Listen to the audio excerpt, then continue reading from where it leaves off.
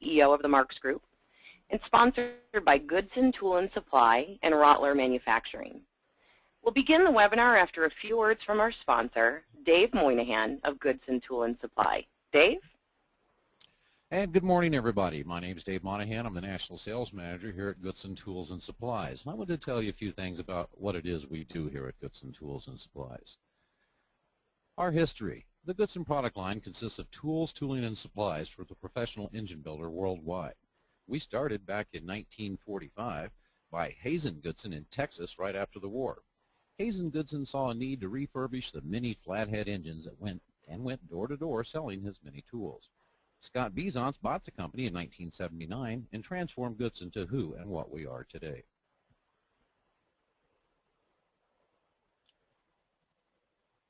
We have two locations.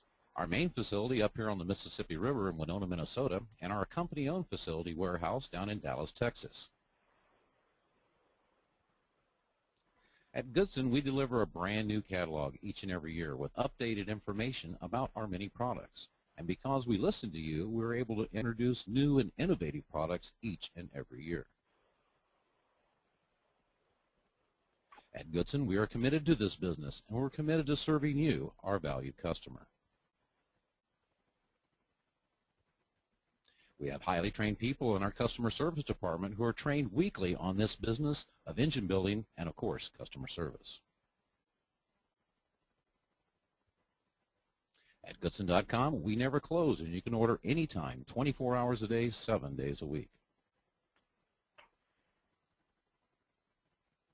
I created a catchphrase a couple years ago, from lawnmowers to land movers, we have you dimensionally covered at Goodson Tools & Supplies.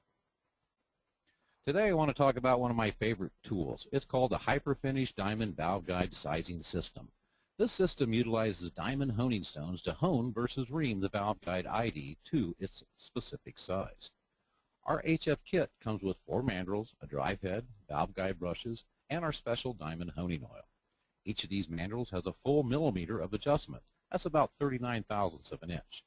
As an example, the 5/16 mandrel actually covers a range of 0.307 inches to 0.347 inches.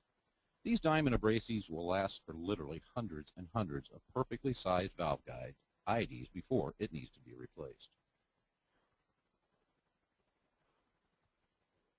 Attaching the diamond mandrel into the mandrel drive head is very fast and simple.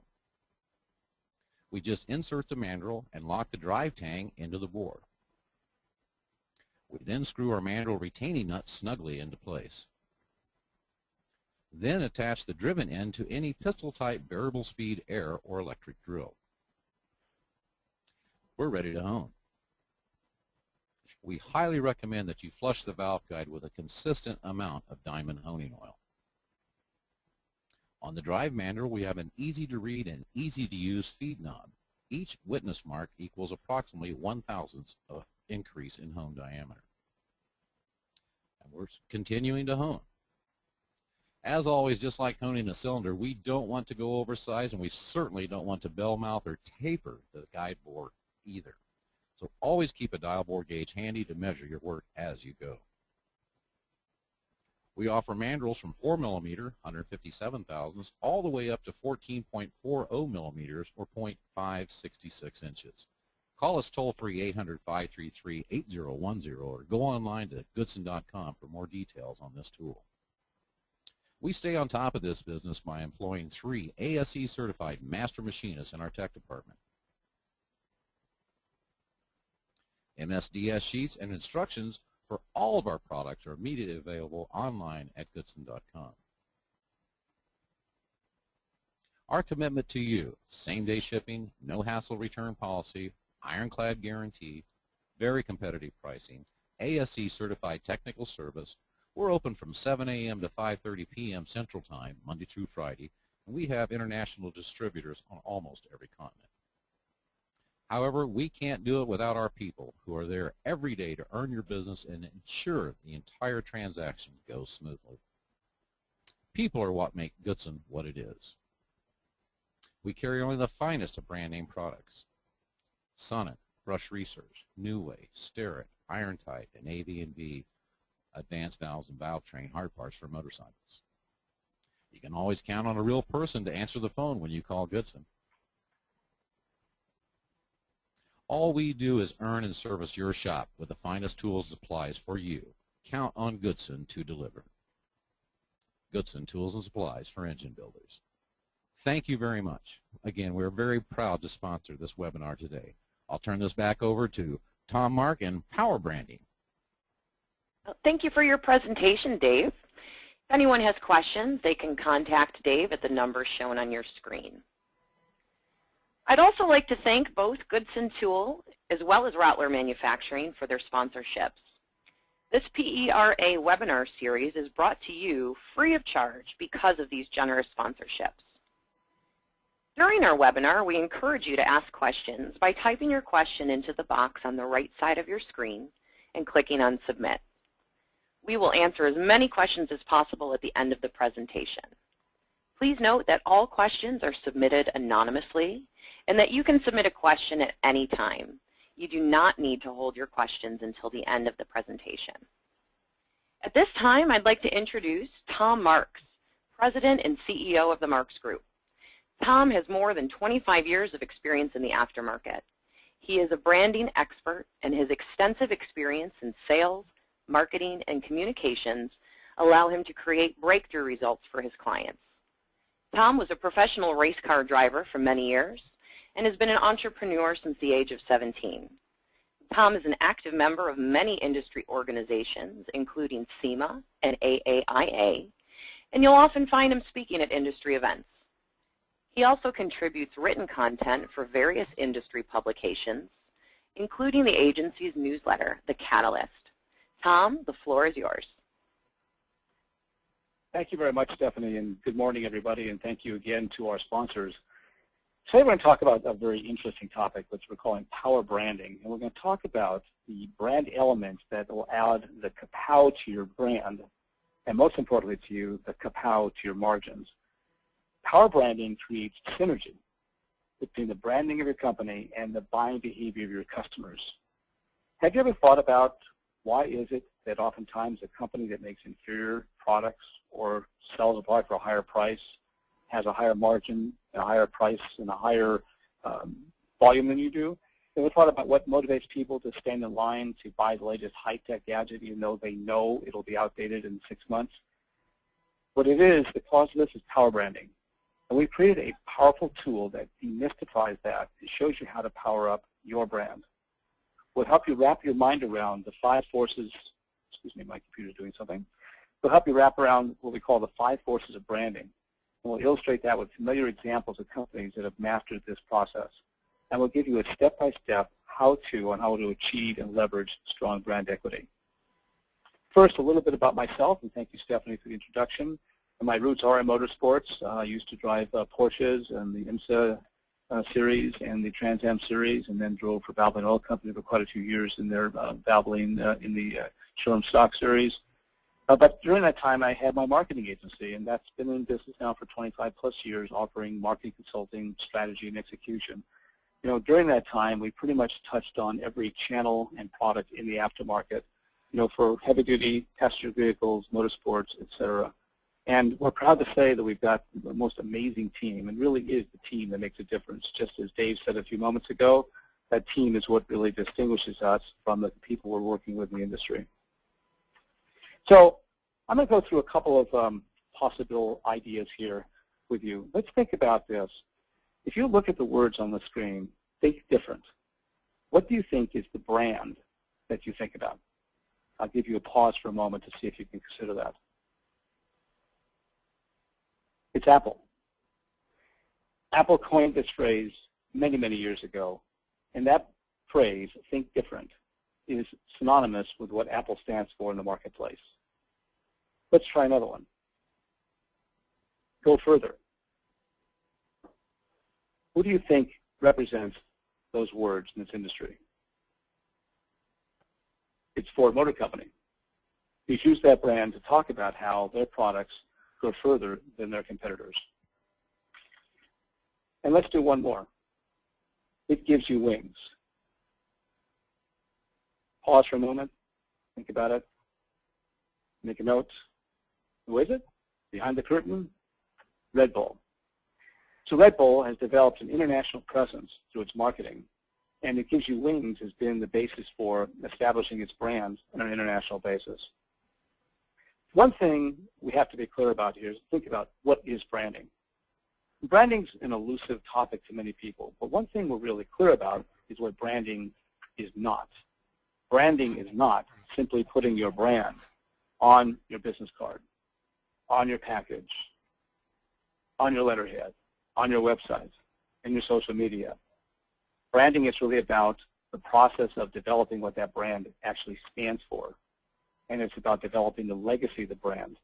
And as we'll talk about throughout this time together, it takes a focus, a commitment, and an investment to have your brand really stand out so people know what the brand really stands for. So look at this and say, well, what is branding? And branding is the art of developing an ongoing, trusting relationship between your customer and your company. We want to emphasize the words ongoing and trusting. The development of a brand is not something that happens overnight. It happens through many years of commitment and focus to what that brand stands for. So when people think of your brand, they will think of the brand attributes that you want to be known for, whether it be the best performance, the best quality, the best customer service. They will recognize that that is what your brand does stand for. It's much more than just a logo and a tagline. It's a sense, an identity that's delivered together with that brand. So what we're going to talk about here today is power branding. The power branding we see is the synergy between your brand and the buying expectations of your customers. And the result of that is higher brand equity. And higher brand equity is actually very measurable. There are companies out there that study the brand equity of major corporations like Coca-Cola, General Motors, Apple, IBM, General Electric, et cetera. And they've found that the brand value of some of these companies are in the hundreds of billions of dollars. And I think at this time right now, Coca-Cola still is the #1 brand in the world. And it's gotten that way because it's developed a brand that people understand what it stands for. It's a certain type of beverage. So effective branding builds on and takes advantage of the strong synergy between you and your customers. And this requires you to know the needs and wants of your customers and their buying behaviors. And at the same time, you're developing a vital and ongoing trusting relationship between your company and your customers that takes investment in time and effort as well as consistent application. So we like to look at this and have a little fun with it and say, well, why don't we make your brand into a superhero? And so why a superhero? What's the reason for us choosing that particular direction? Maybe a stretch to think of your brand as a superhero, but these characters all have certain traits that are universal. Superheroes are well-defined, and they adhere to a basic set of rules. And the rules may include their costume, their superpowers, what they do, how they help people, how they rescue society. But they have clearly defined core values, a familiar personality, and a known storyline. By applying those same principles to your branding, your brand can also acquire special powers. So we look at this as what we call the 5 forces of branding. And for that super selling power, you'd have to have these 5 forces. And they are here on the slide now. Position, promise, personality, story, and elements. And we're going to go into details on each one of these as we go along in our presentation this morning. So let's first talk about position.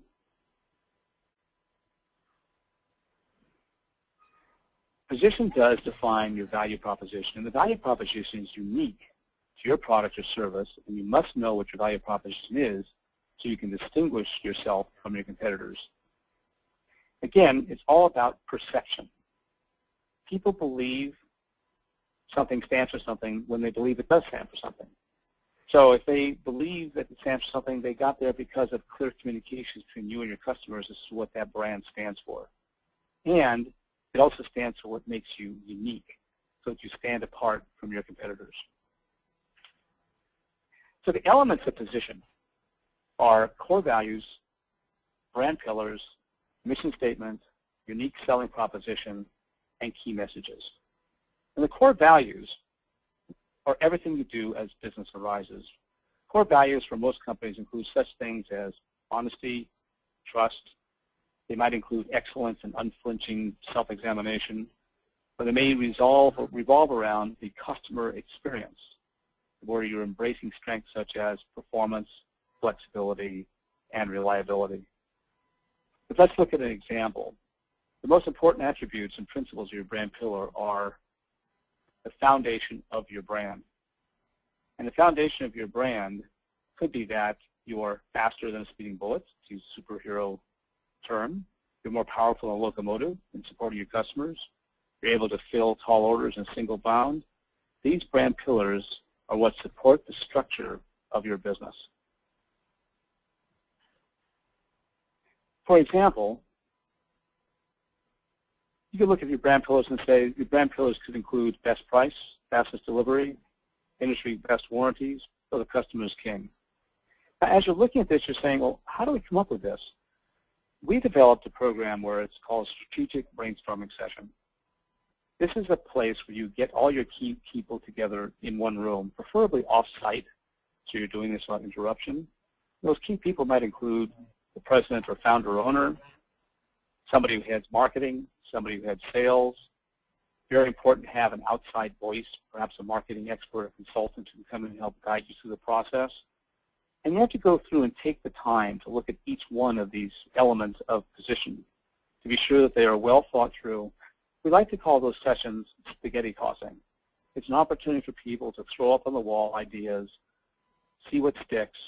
None of them are right, none of them are wrong, but together they create position and the value proposition and all the elements here under the position heading. This off-site meeting could take 1 day, it could take 2 days, but whatever it does take at the end of that, you'll have a clear direction on where to go, which will support you in developing your brand values. Your mission statement is a summation of your company's purpose, and it arises out of the brand values. It might be your mission to carry the most single complete product line in your niche, or incorporate the latest leading edge technology into your business. Perhaps your business mission is to provide the best customer service or to make products with absolutely no defects. Here's a very simple example of one.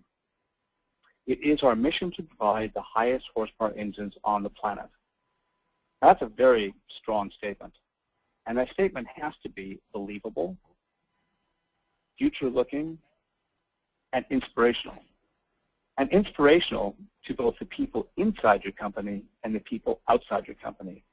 That mission statement is just as important to both of those groups of people. To the inside people, it's about what drives them to be at work. We've often heard what drives people to be high performers at work is not so much the money they're paid, but the passion, the loyalty they have to the business and being part of a team. To the outside world, it's about being clear what you stand for. And it's about a very important part of the brand development. The unique selling proposition is looking at what arises from your mission statement and talks about, what is it that you do that provides the right parts, products, and services. In Dave's little commercial at the beginning of this, he made it very clear they're developing products that fulfill a certain need for a certain niche, and he believes that they are the best in the marketplace, and he speaks to them with the authority as if they are the best in the marketplace. If you believe Dave, then you now have developed a brand impression of what Goodson is all about. The same thing comes from you from developing that mission statement. Here's an example. Our dyno-tested cylinder heads produce the most horsepower. So that's a very powerful statement and have to add believability to the claim. And what you're saying is, we believe we produce the most horsepower, and we prove that with dyno testing. So what that really does is positions yourself in the world as the best, most highest performing horsepower cylinder heads in the business. Now, you have to live up to this. You cannot make a claim that's not believable or is not proved over a period of time or the audience doesn't believe.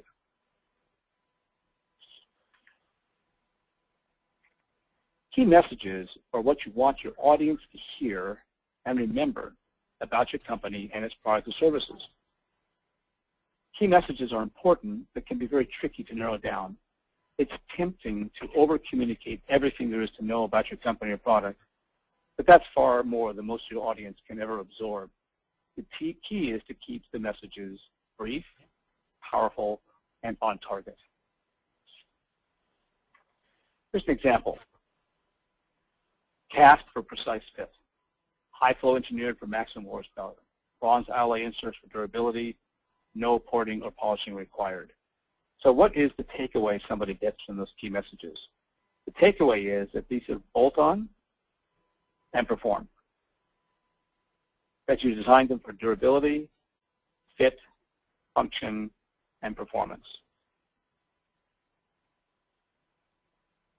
That leads us to the next force of branding, and that is promise. And this is the promise that you make to your customers.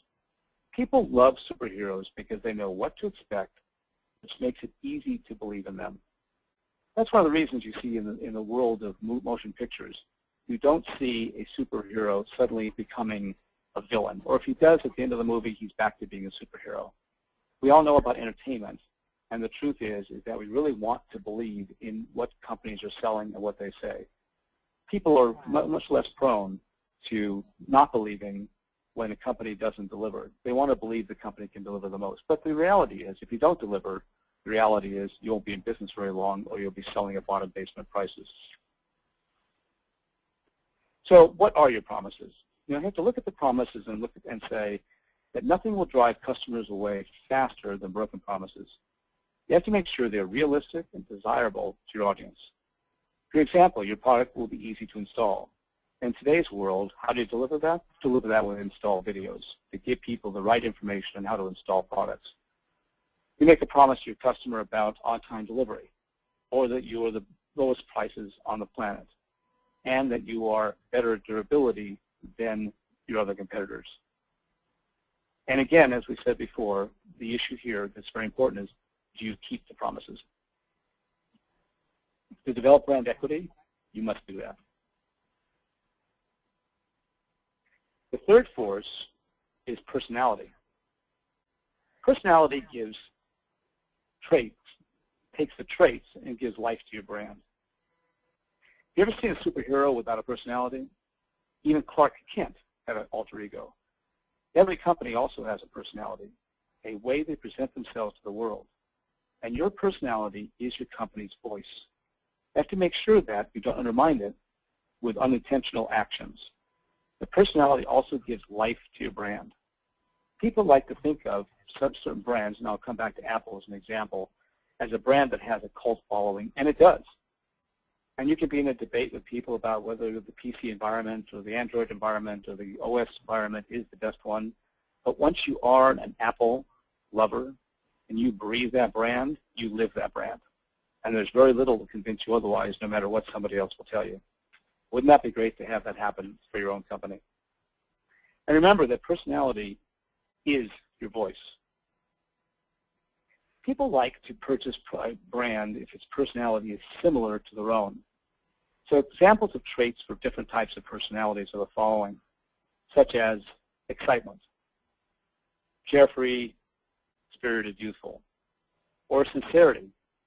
Someone seen as genuine, kind, family-oriented, thoughtful. Another personality could be ruggedness, rough, tough, outdoors, athletic.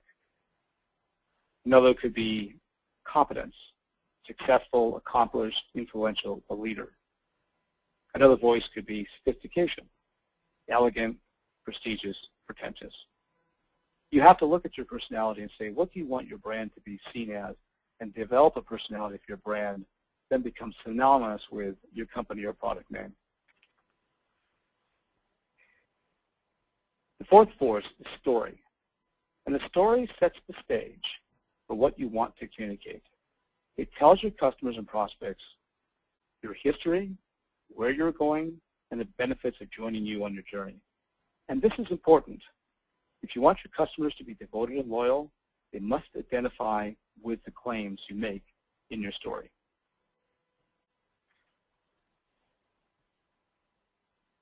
And this is the brand that most people spend most of their time on. But you can't do this until you have the others buttoned up. So we're finally now at the fifth force of branding, which is elements. If your personality is your voice, your brand elements are your face. They represent a complete and hopefully consistent picture of your brand wherever you go. Brand elements include your logo, icon, tagline, colors, marketing tactics, websites, signs, collateral, news releases, packaging, everything that is seen as face forward to your audience. And just like a superhero's cape and tights, these elements have to be functional, work well together, and have consistency. I'm going to give you some examples on the next couple of slides on elements which are dealing with logo and brand that are consistent, but they don't remain static and evolve over time. First example here is Shell Oil Company, from the original logo in 1900 to the current logo that's being used now.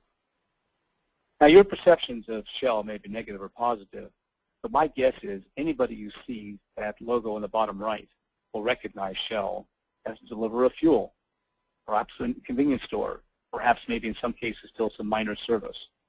But what you have to look at on a logo, which is very interesting, is in this particular case, you notice that the word Shell is no longer included in the current logo. Now, if Shell had done that back in 1930 or 40 and had the Shell without the name, my guess is nobody would have had, or very few people would have had, any identity about what the Shell stands for. Today, of course, this is a modern adaptation of a current branding strategy that people are using, is they have the name separated from that, but you're still going to recognize Shell as being the Shell Oil Company. On the next slide, I'm going to give you a contrast to this, and please bear in mind this is my personal opinion, but I look at the evolution of Pepsi-Cola from 1898 to the current logo that's being used now. And you notice again, in this particular logo, Pepsi has removed the name Pepsi from here. My guess is if I put this slide up and just put up the logo it is currently today, my guess is that very few of you would have identified that as Pepsi-Cola. And I think that's an interesting challenge to make here. You have to understand when your brand gets to a certain point where the icon you develop that's as part of the brand scheme actually can stand on its own. And it will be a goal of all of us to have an image that actually indicates the name of the company and what the company stands for and the products and why you want to do business with them. And I believe, again, the Apple symbol does that. You see that Apple, you know that's the Apple Computer Company. You know, it stands for the iPad, the iPhone, etc.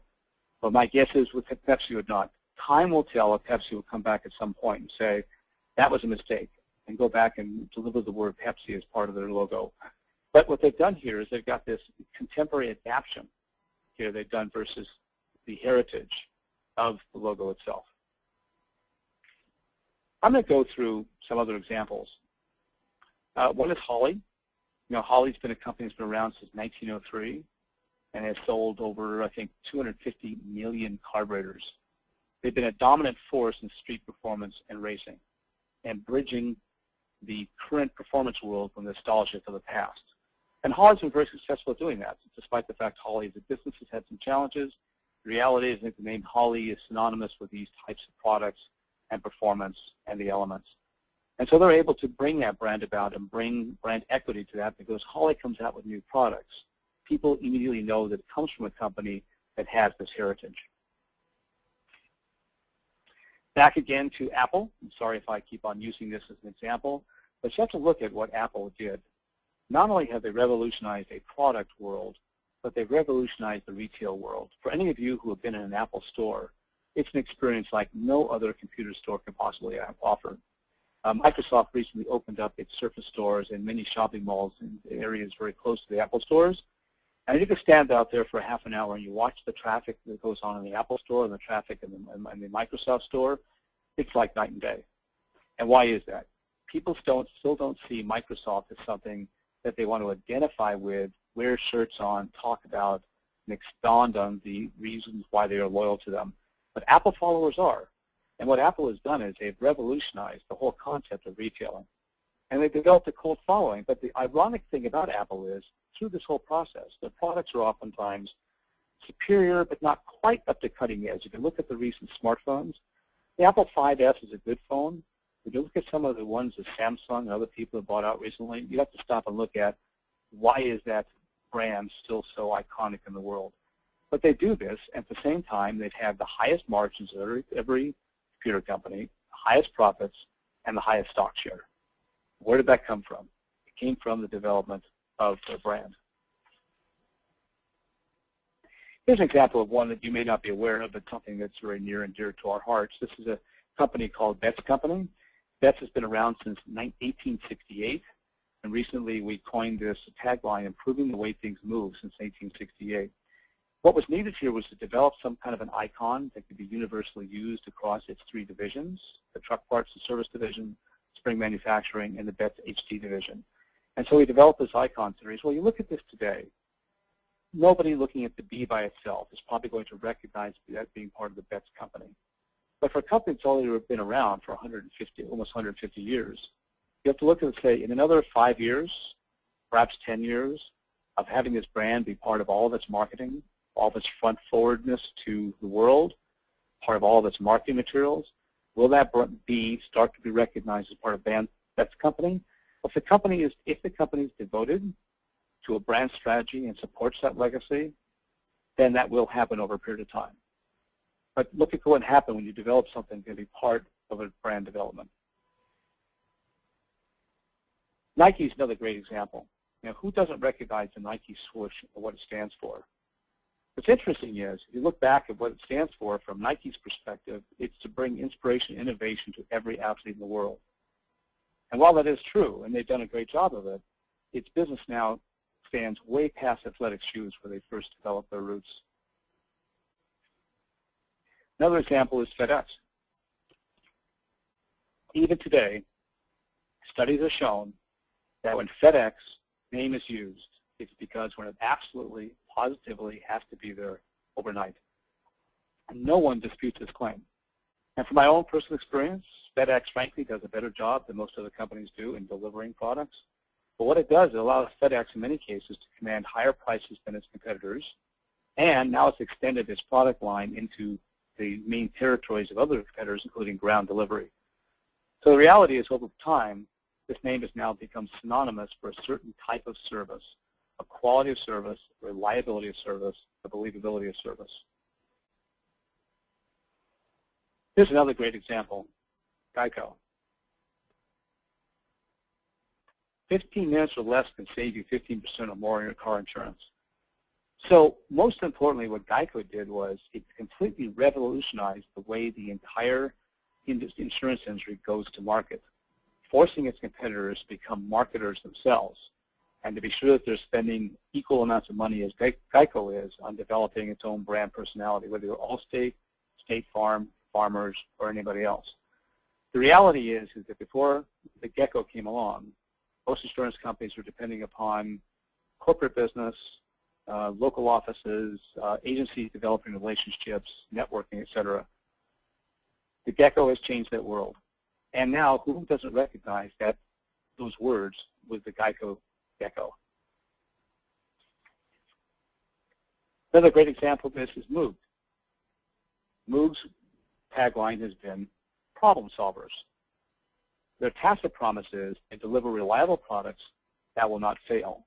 As a result of that, Moog has been able to command higher products than many of the other competitive products that in many people's minds are frankly as good or even better than Moog. But Moog does have that reputation. Now, it built its reputation through education, training, delivering good products over decades and decades. It didn't just earn this reputation overnight. But people still see Moog today as a company, as a go-to product for their particular needs in steering and suspension. Another example is GMC, the power you need to get the job done. So what did GMC do? It sets the standard for professional-grade trucks. To this day, you may look at a GMC product and you may look at a Chevrolet product, and you'll know that there are certain performance characteristics between them. But the reality is the GMC product commands a far higher margin than the equivalent Chevrolet product does. And it does that because of what people believe that GMC stands for. Wouldn't that be great if that same process could happen for your company? Another example is Bendix. And Bendix is an old line of brands that has a reputation as memorable. But what they say is it's the best in everything that uses brakes. So it happens the name Bendix now transforms just the automotive industry, but it is an industry, heavy-duty, commercial, etc. And is a brand that is very, very well known as the deliverer of brakes. So when you see that Bendix name, you know what Bendix stands for. Many of you may know the Dorman company. Dorman plays off that they've delivered new products since 1918, and they do this for hundreds of new products each year. People become synonymous with seeing Dorman as a developer of new and interesting products that you can now buy from Dorman in the aftermarket rather than buying from the OE dealer. Buying it from Dorman oftentimes is a superior product, less price, easier availability, and frankly for products that are no longer available at the OE dealer.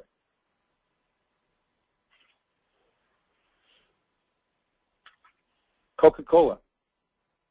125-year legacy of laughs and everyday pleasures, Coca-Cola. This is a company that's been around since 1886, and as I said before, is the #1 brand value in the world today. And it didn't get there overnight, but the name Coca-Cola stands for a certain type of flavor and quality. We all know what happened when New Coke was introduced 20 years ago and the failure that was. It just goes to show you what happens when people are fiercely loyal to a brand, how resistant they are to something that's changed when they don't understand the change.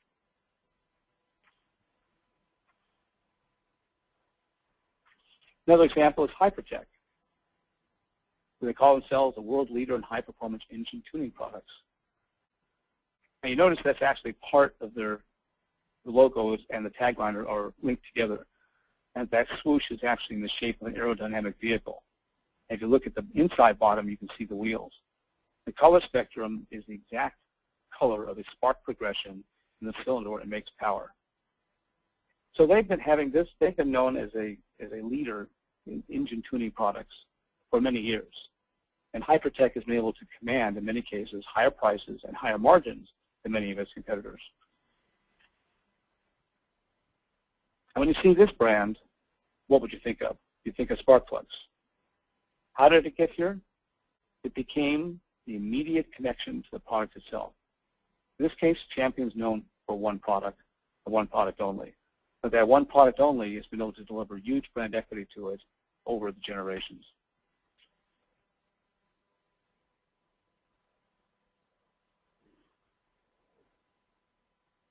Everything we said so far has addressed how to improve your brand. And here's where we get to the payoff. Improving your brand equity is the goal. And think of equity in the same way of a home that's a value beyond what you pay for it, what you put into it. Of course, that today is starting to become a reality. We all went through what happened during the crash of home. But reality is, over the years, your home is going to create brand equity for yourself. Well, brand equity is the tangible value of your brand beyond your actual sales. And brand equity is made up of 3 facets: awareness, credibility, and authority and leadership. Let's take a few moments and look at each one of these.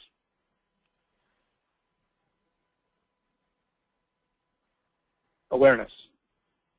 The reality is you must invest in marketing to create awareness.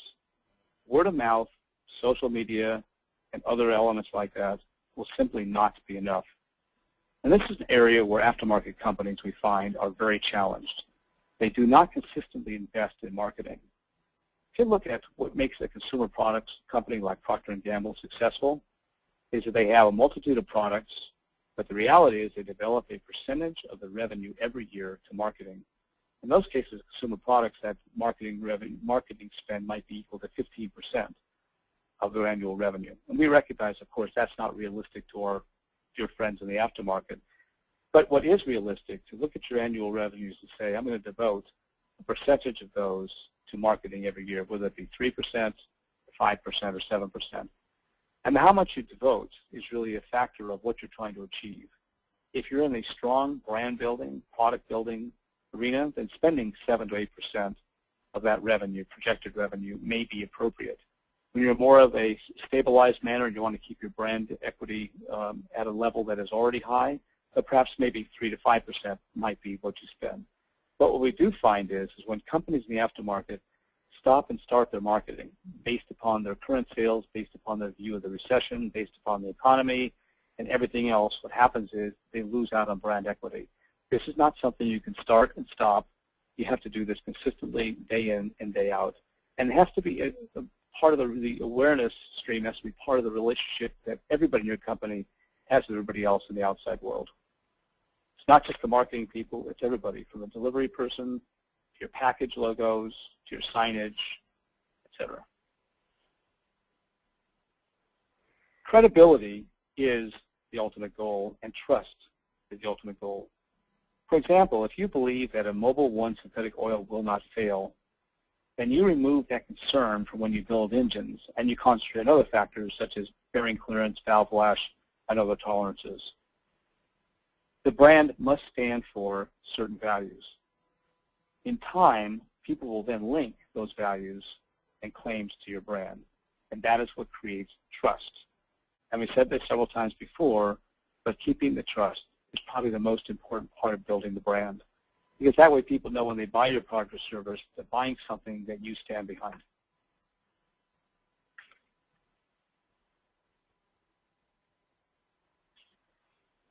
And finally, there's authority leadership. When your brand becomes the acknowledged leader of a category, then your brand is what other companies or products are measured against or compared to. So one would look at this and say, well, how do we create authority leadership? Well, there are many areas. One could be training and education. Spending time on your website to produce information that trains people, educates them not only about your product, but about installation, using videos to demonstrate your product, demonstrate how to install the product, how it works. All of these types of things indicate and deliver your knowledge and experience.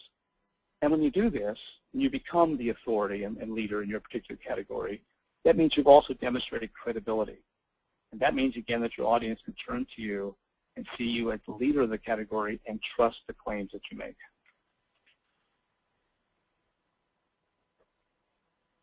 And what does this all lead to? It leads to that a strong brand equity gives you power. And let's look at each one of these bullets here. First one is higher margins or price premium. Again, if your product is recognized as a leader in its character, in its category, and delivers what you promise, and does this consistently day in and day out, that is when you have the opportunity to have a higher margins and a higher price premium than somebody else who cannot make those promises. Having brand equity also provides you with more opportunities for market expansion, segmentation, and brand extensions. And what this means is, if you're already known in a particular product category for superior service or superior product, it means you can go into new markets more easily because people will have your brand cross over to that new market. It allows you to leverage additional distribution channels. Again, being able to look at, well, if I'm selling successfully through speed shops, and I now maybe move into selling my products specifically at some place like AutoZone. And if your brand already has reputation, then you'll be able to talk to somebody at AutoZone and have credibility about why your brand can be sold there. It also provides for marketing and sales efficiencies.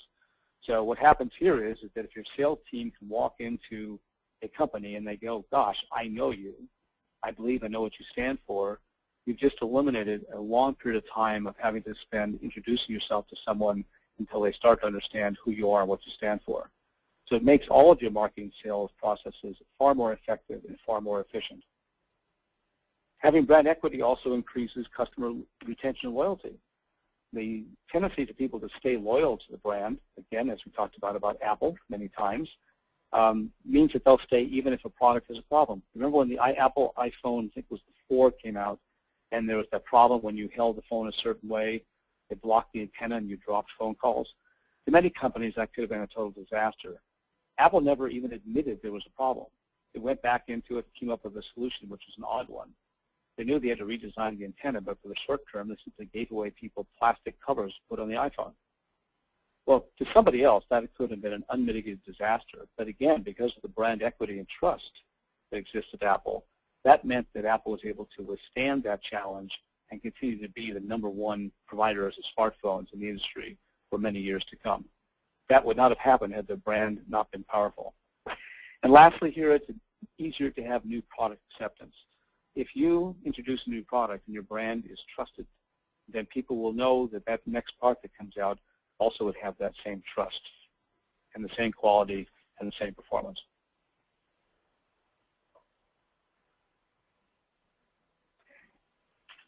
So we look at this as a recap and we go, well, what does this all mean to me?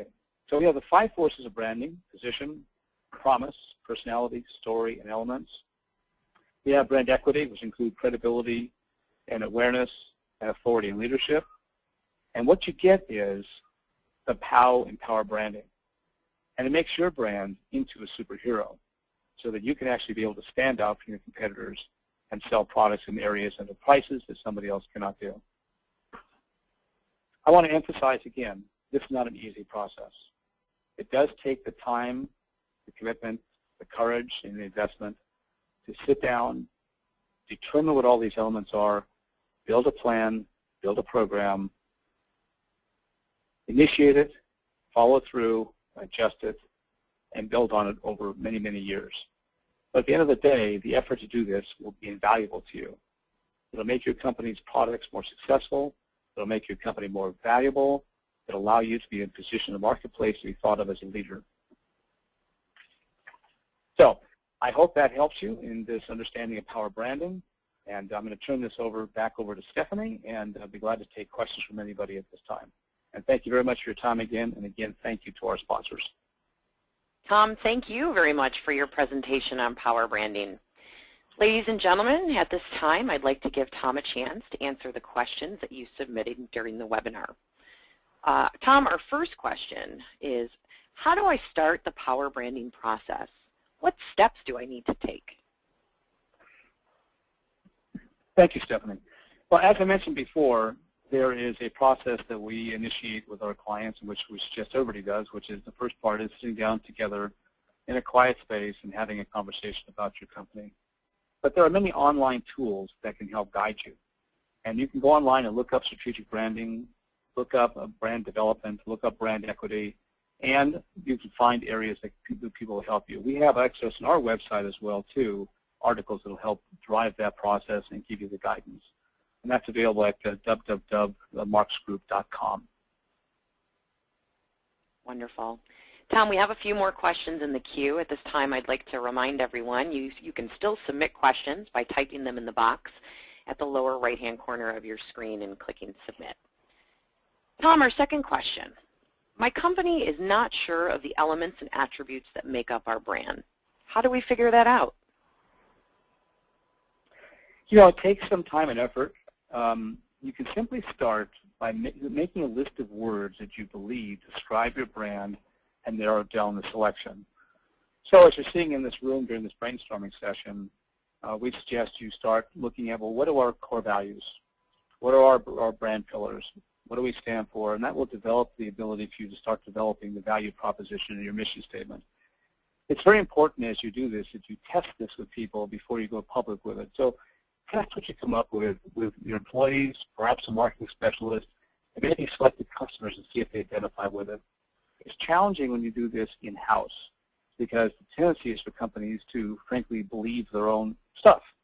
So the reality is getting outside and getting somebody else's opinion on this would be very, very important.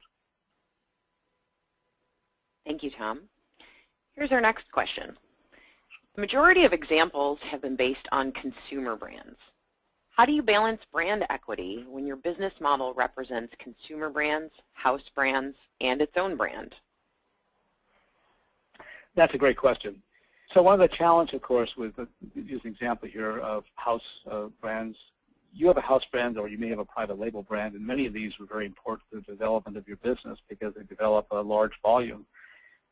I believe, frankly, that your brand that is known to people, whether it be the consumer, whether it be the trade or business, it's the same. There may be ways to twist that brand in how you present yourself to your customers, but at the end of the day, you want everybody to have the same belief about your products. One of the challenges, of course, with private brands is there is no brand. But what we're finding is manufacturers now are really trying to push towards some sort of a branding on the product, whether it be a stamp, a label, a seal, an information piece in the package that allows you to have your reseller understand the value of what that product is to the customer in the box. So it's a very individual basis, but we do believe that if you have one brand, it's a brand image, it's universal across all markets, all channels, and all products and categories. Thanks, Tom. A couple more questions. Here's our next one. We are a small company. How can we ever compete with the bigger brands? That's a great question. Size does not always matter. We've worked with small companies with very few employees, less than $1 million in sales, that are respected leaders in their category.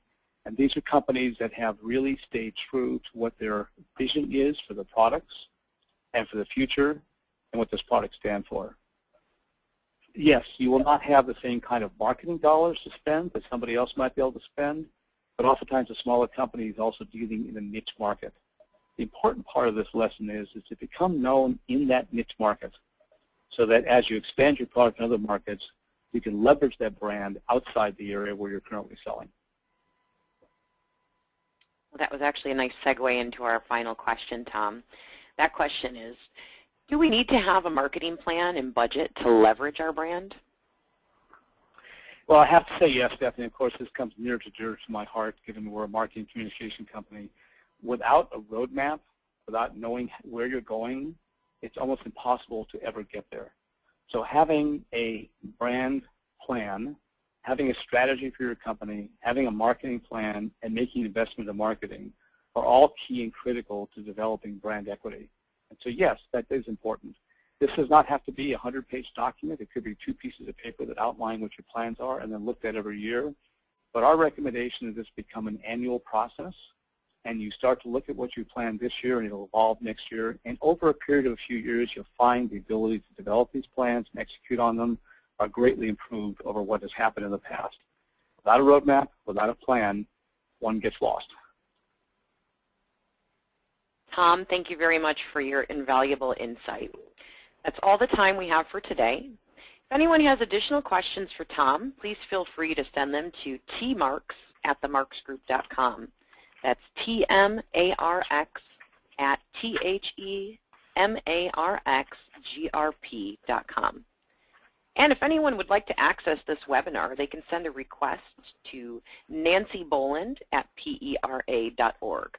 That's NANCIEBOLAND at PERA.org. Once again, I'd like to thank our sponsors, Goodson Tool and Supply and Rottler Manufacturing. We hope you'll all join us for next month's webinar on June 12th, where we'll discuss cutting inserts presented by Ed Keebler from Rottler Manufacturing. Registration info can be found online at PERA.org or on the PERA page on LinkedIn or Facebook. We would also like to invite you to register for the PERA 68th Annual Conference, September 18th to 20th in Dallas, Texas. Information on the fall conference is also available at PERA.org. All attendees will receive a follow-up to the webinar you attended today. Your input is very important to us. Please send your comments and questions to the email address in the follow-up email you'll receive from Citrix Online. Thank you again for attending today's webinar. If you'd like to put the POW in your company's branding, please contact Tom Marx for more information. Thank you, everyone. Goodbye.